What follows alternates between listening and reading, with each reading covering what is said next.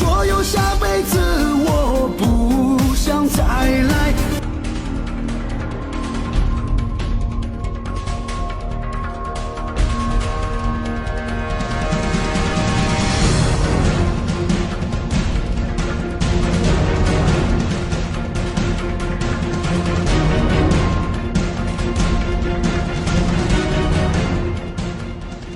It's all covered in today's China Truths. I don't want to come 说 back 有 to 下 China 辈 in my 子 next life. 我 This one has 不 already 想 been 再 too 来， exhausting. 这辈子我活得 leaving nothing but 已经 scars. 太累。 I saw a heartbreaking piece of news, news. Yet they're still pushing for more consumption, more stimulus, more so-called tools in the toolbox. But people don't believe it anymore.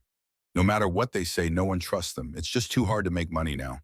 These days, earning a living is harder than eating.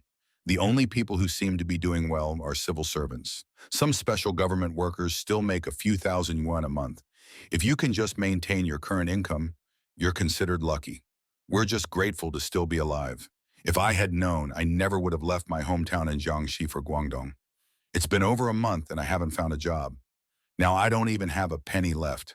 I haven't eaten for a whole day and night. I can't even afford the bus fare anymore. I don't know what to do. Just look around. It's incredibly hard to find a job. The pipes are rusted and leaking. Everything's falling apart. Look at the middle-aged men, skin and bones, hunched over, barely hanging on. Some are literally begging for a single yuan. These days, if you're not going insane, you're thinking about suicide. No one kneels unless they're truly desperate. I'm a post-2000 university graduate, but I never thought I'd become a food delivery writer. I spent 4 years dreaming of a white-collar future, only to be crushed by reality. Now survival feels impossible. People sleep under bridges, from grandmas to young girls. We can't afford real homes, so we live under overpasses. What kind of era is this? The world has lost its warmth. So many people are struggling, fighting every day just to survive. Year after year they work, yet they still worry about making ends meet. The more you work, the more anxious you become.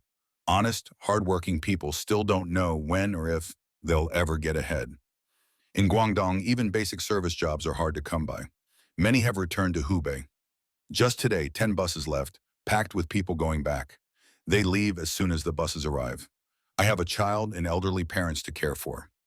I graduated from a 211 university with a master's degree, but after more than 6 months, I just can't take it anymore. I'm heading home. Now people are pawning their homes, cars, appliances, even their phones and computers. The only spending left is on food delivery and cheap drinks. People still order food because they have to eat. That's the last bit of stimulation left in the economy. Every day feels like a performance. Before they at least pretended to care. Now they don't even bother faking it. In 2025, nothing matters more than just surviving. This isn't a slogan. It's the painful reality of the Chinese people under the CCP's economic collapse. As the economy continues to deteriorate, waves of bankruptcies and mass layoffs are sweeping across industries. Countless young people can't find work. Many middle-aged workers have been laid off. Unemployment is everywhere. Millions of Chinese are barely surviving. Some can't even afford food. They're on the verge of mental and physical collapse. Experts say the worsening economy is intensifying social tensions. This is only the beginning, the collapse of an evil regime. Still, the authorities claim the economy grew 5.3% in the first half of the year, and that China has achieved a major victory. That news briefly boosted A-shares.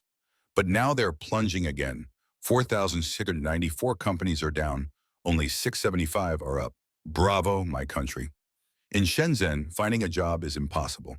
Summer students are now taking up all the roles. Agencies only offer 8 or 9 yuan an hour, and students are snatching them up. What about adults without skills? Agencies don't want us anymore. They'd rather hire students because they're cheaper. For unskilled workers, the past 2 months have been hell. We're living meal to meal, often not knowing where the next one will come from. What can we do? All we can do is wander the streets, homeless. I regret ever leaving home. I should have stayed in the village. Life is too hard. Young people are even dying from despair.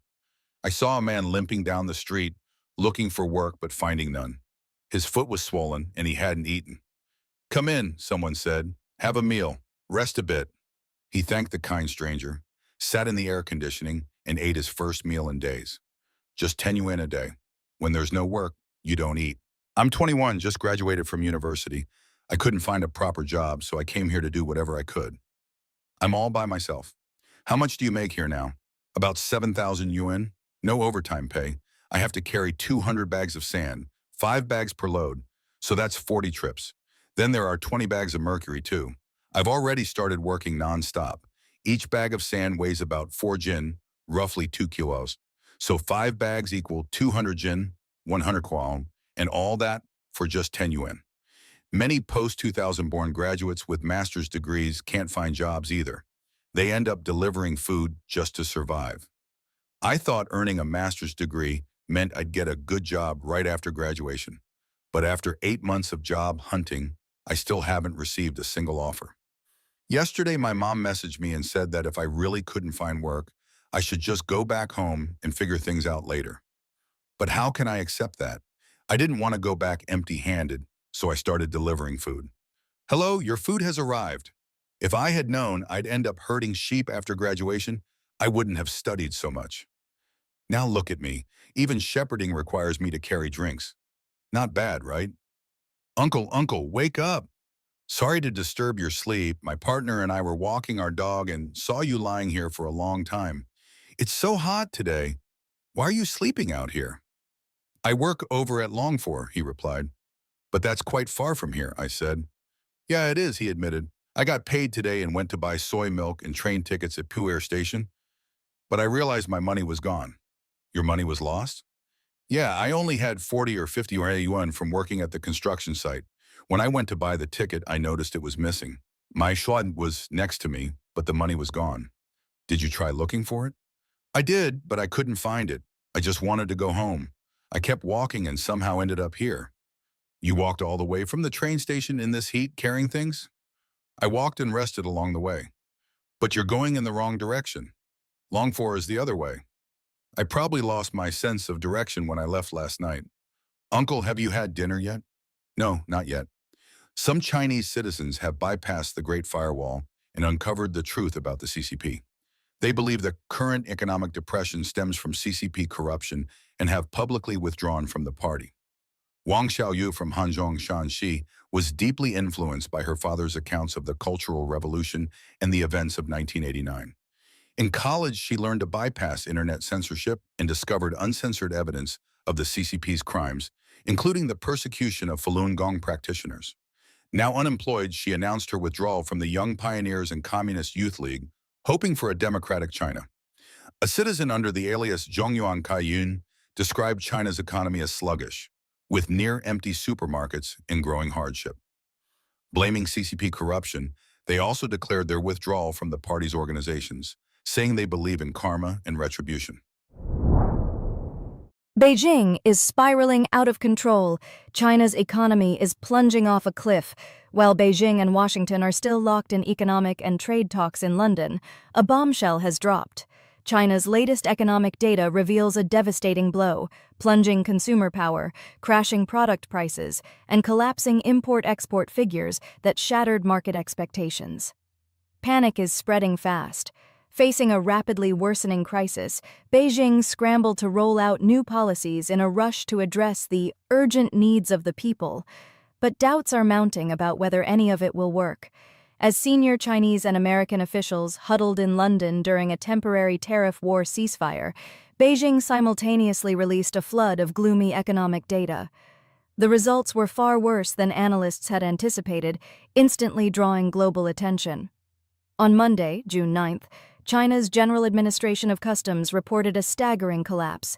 Exports to the U.S. nosedived by 34.5%, marking the steepest drop since the pandemic. Despite modest growth in exports to ASEAN and the EU, total exports in May rose only 4.8% year-on-year in USD, falling short of the 6% forecast. Even worse, May's export growth had slowed significantly from the 8.1% seen in April. Meanwhile, imports tumbled by 3.4%, a decline even deeper than expected. Other indicators painted the same grim picture. China's Consumer Price Index, CPI, posted a year-on-year decline for the fourth consecutive month, signaling persistent deflation. At the same time, the Industrial Producer Price Index, PPI, plummeted by 3.3%, the sharpest drop in nearly 2 years. The Chinese economy is now in freefall. The relentless U.S.-China trade fight is pouring fuel on the fire, accelerating the breakdown of exports. U.S.-based economist Cheng Xiaonong sounded the alarm, stating that the data, already beautified by Chinese authorities, still reflect a deeply deteriorating economy. He noted that May's exports to the U.S. were based on pre-tariff orders, making the steep drop even more alarming. The situation, he warns, will only worsen in June. Cheng emphasized that although China has ignored international norms like the Geneva Agreement, it's still negotiating with the U.S. under the shadow of trade war. Yet these talks are merely superficial, as the deeper wounds fester. For China, a nation whose lifeblood is exports, the damage from capital flight is overwhelming. Cheng bluntly warned, "The trade conflict between China and the U.S. will keep escalating." China, once the beating heart of global manufacturing, is now fading into the background. Foreign companies are pulling out month by month. Orders are drying up, investments are vanishing. This is not temporary. China's gradual exit from the global supply chain is irreversible. He added that the sharp drop in exports is only part of the story. Imports, an early indicator of future production, are also crashing. He explained, when imports fall, it means factories aren't buying raw materials. No raw materials means no production, no repackaging, no exports. A drop in energy imports shows idle factories and shrinking labor demand. His conclusion is chilling. From collapsing imports to crashing CPI and PPI, all signs point in one direction. China's economy is heading for a cliff-edge collapse. While China's exports to the U.S. are plunging amid the tariff war, the situation at home is even more alarming. Internal circulation is collapsing, and deflation has persisted for months, triggering growing fears about a full-blown economic meltdown. Both CPI and PPI are falling in tandem, and the internal economic engine is sputtering. China is trapped in a vicious cycle of collapsing consumer demand, with no clear exit in sight. Economist Commander warned that despite ongoing China-U.S. negotiations in London, there's still massive uncertainty. Will any deal be reached? And more importantly, will it even be enforced? Meanwhile, the hard truth is undeniable. China's CPI and PPI are both plunging. And that dual decline signals something far worse. Prices for consumers will continue to fall, not due to health or competition, but because of systemic weakness. Even if China and the U.S. somehow reach a new consensus, it won't be enough to break the downward spiral of evaporating demand caused by a breakdown in internal circulation.